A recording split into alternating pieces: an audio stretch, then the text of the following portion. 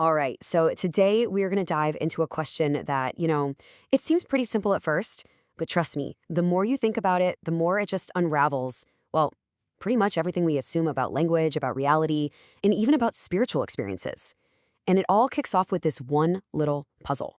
So, this question, it actually came from a student of Buddhism, and man, it really just stops you in your tracks, doesn't it? It makes you second guess every single word we use.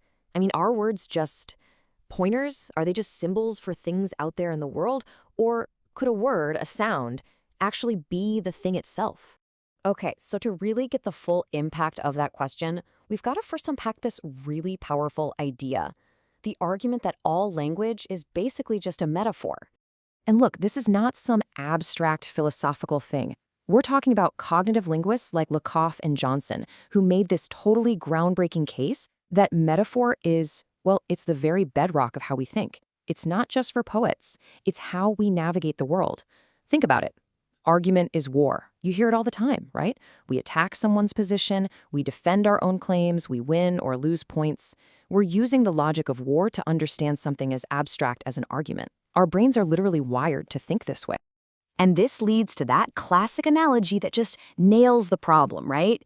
Every word we speak is like a map, not the actual territory.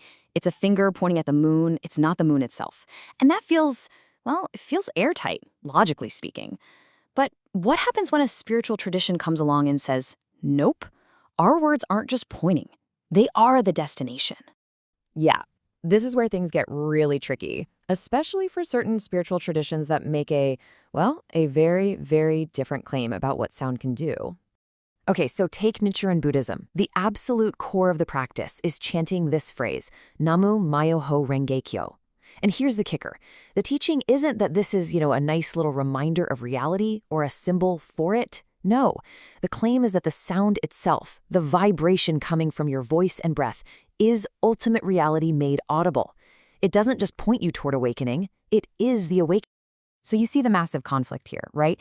If all language is just a map, then this claim, it should be impossible.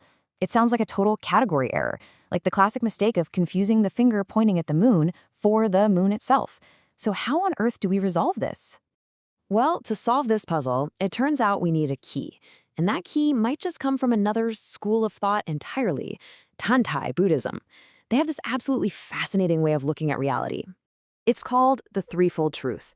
And the basic idea is that anything, and I mean anything, a person, a table, a sound, can be understood from three different angles at the exact same time. There's its emptiness, its provisional existence, and the middle way that holds them together.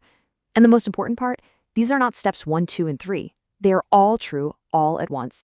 And this is the real key to the whole thing. You don't have to pick one. The whole point is that all three truths are totally woven together. They flow into each other without any conflict at all. You could say they're non-dual. Okay, so what happens when we take this three-part lens and apply it to our big problem, the sacred sound? Well, this is where that massive contradiction we talked about starts to dissolve.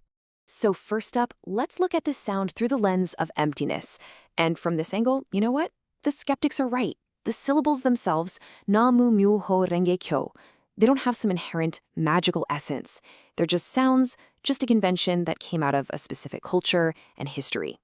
In that sense, yep, the sound is absolutely a map. But now let's switch our lens to provisional existence. From this angle, we have to look at what the sound actually does. And in the real world, this sound genuinely functions. It works. As a practice, it literally transforms people's lives. It connects them to something bigger. It effectively helps them achieve awakening. So its reality as a tool that gets a job done, that's totally undeniable. And that brings us to the middle way, which just blows the whole thing wide open. It's not about choosing, is it a map or the territory? The insight here is that it's both. The sound is both metaphor and reality, because that very distinction we make between metaphor and reality, that's just a concept we made up. It's provisional. In fact, the sound's emptiness, the fact that it's just sound, is precisely what allows it to function so powerfully. And its powerful function is what shows us its empty nature. They depend on each other. The perfect symbol for this is actually in the name itself, the lotus flower. A lotus is really unique in the plant world because it blooms and produces seeds at the exact same time. Cause and effect aren't separate things that happen one after the other. They're right there in the same moment. And that's exactly what's happening with the sound. It is simultaneously the cause of awakening, the finger pointing at the moon, and the effect, the moon itself. So, this all leads to a really profound final thought about how we understand, well, not just this one phrase, but maybe language and reality as a whole.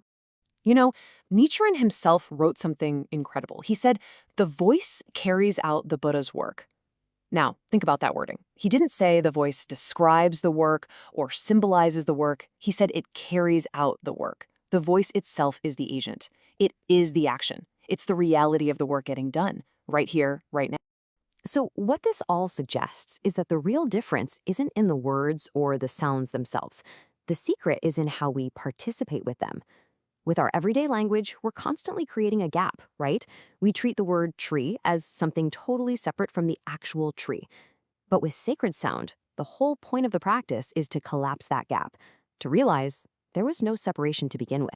Which brings us to this final, pretty mind-bending conclusion. Through this way of seeing things, the map actually is the territory. Not because the map somehow got zapped with magic, but because our initial assumption that the map and the territory were ever really separate in the first place, that was the real illusion. And that leaves us with a really big question to chew on. What if this whole thing isn't just about one special phrase? What if it's a clue about our relationship with everything? Maybe the whole point isn't about finding some clever way to bridge the gap between us and the world out there, but about waking up to the fact that that gap never really existed at all.